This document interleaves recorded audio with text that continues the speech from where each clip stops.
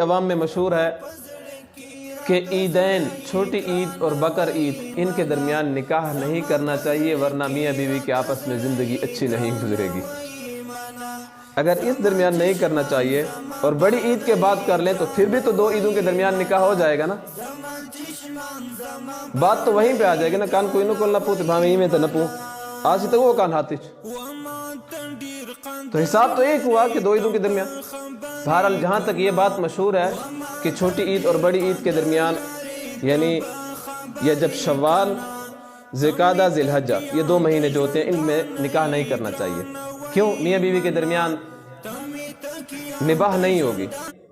رسول اللہ صلی اللہ علیہ وآلہ وسلم کا سیدہ عائشہ صدیقہ رضی اللہ تعالی عنہا سے نکاح یہ چھوٹی عید اور بڑی عید، عیدین کے درمیان ہوا تھا، اور سب سے بڑھ کے محبت، سب سے بڑھ کے نباہ رسول اللہ صلی اللہ علیہ وسلم اور حضرت عائشہ رضی اللہ تعالی عنہا کے درمیان تھا، جس کی مثالیں دی جا سکتی ہیں۔